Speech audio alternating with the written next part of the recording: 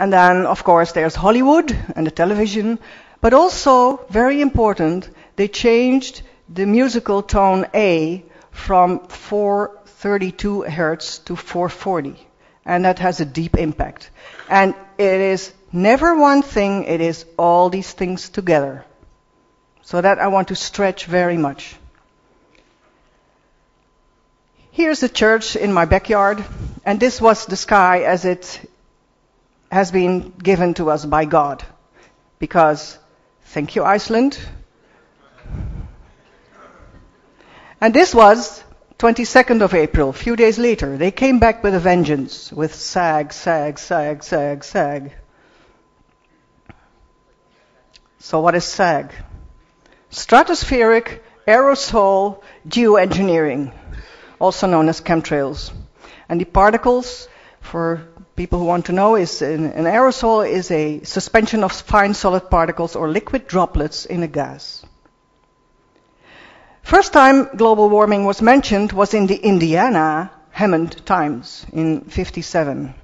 And they stated that California scientists were studying the possibility that this continued pouring forth of waste gases may upset the rather delicate carbon dioxide balance in the Earth's general atmosphere, and that a large-scale global warming with radical climate changes may result.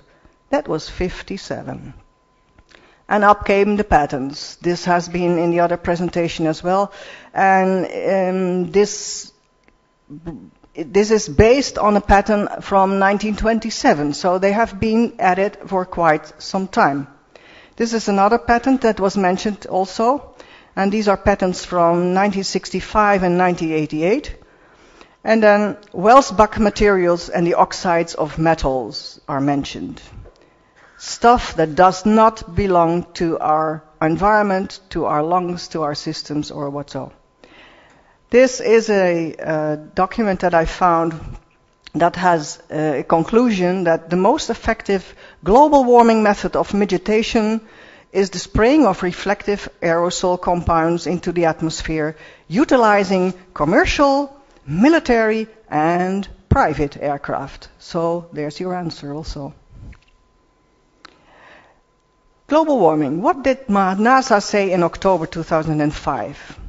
Persistent jet contrails, read chemtrails, form man-made clouds that are trapping the warmth in the atmosphere and exacerbating global warming.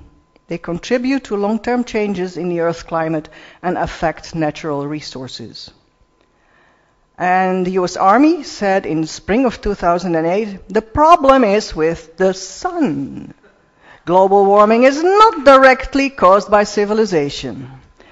And up comes the Council on Foreign Relations in May 2008 and says geoengineering is any of a variety of strategies such as injecting light reflecting particles into the stratosphere that global warming.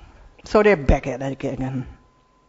This is the weatherman who said, I know about this. This is radar stuff, and I know because I was in the army. But who is doing all this?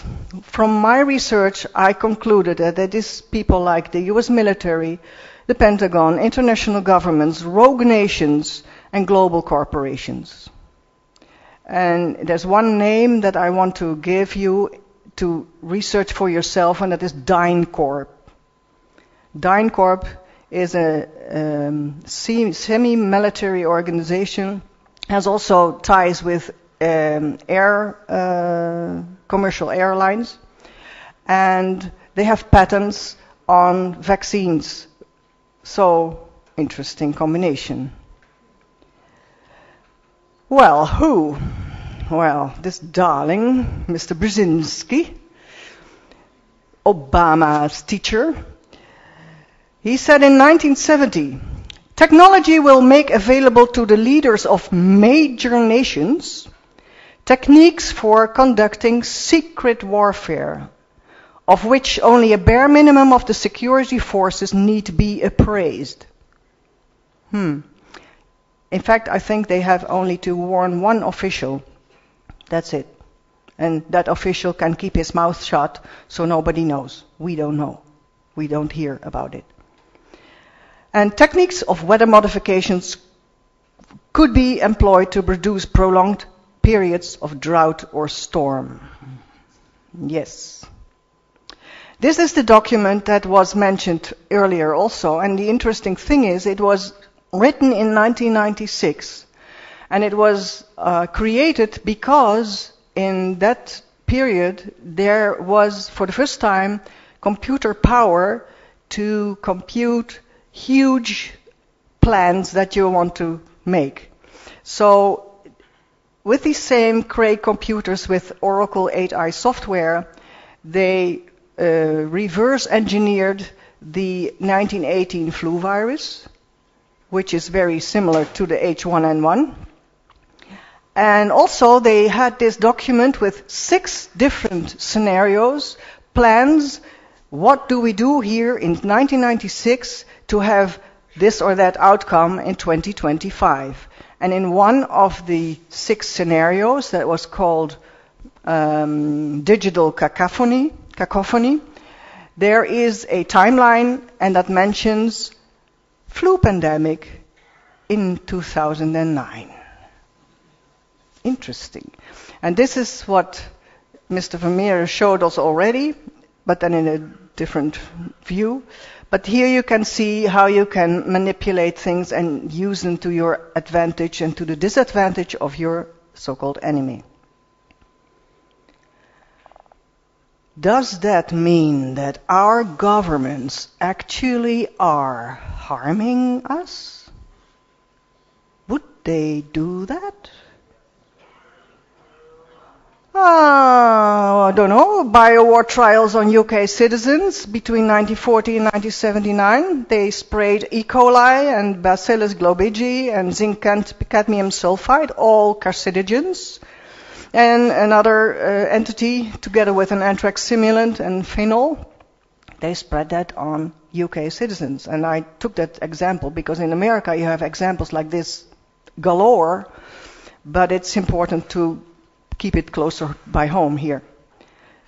And Sue Ellison is the spokesperson for Porton Down Government Laboratory. You have Fort Detrick in America, the Biowar Laboratory, and you have Porton Down in the UK, the Biowar Laboratory.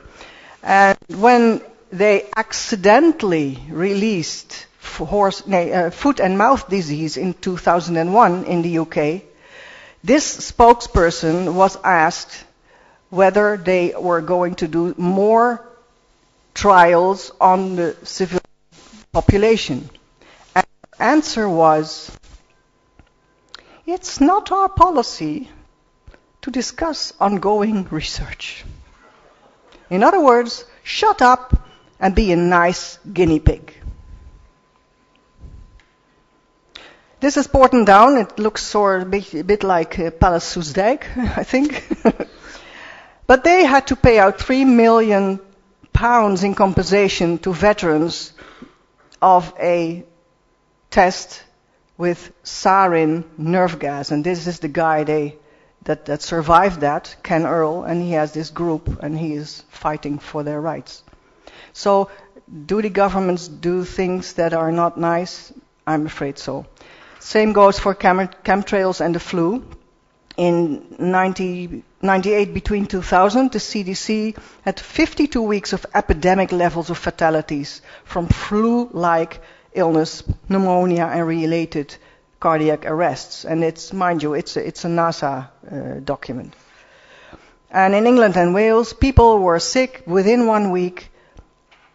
Almost 100,000 people and 8,100 died, which was twice the usual number.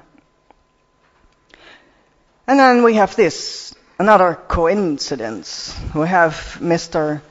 Moshe, who was tasered and pepper sprayed and everything, and he wanted to warn the world about a pathogen that was being created in the lab. And shortly thereafter, in the Ukraine, came this strange illness after hundreds of eyewitnesses had seen low chemtrailing above Kiev.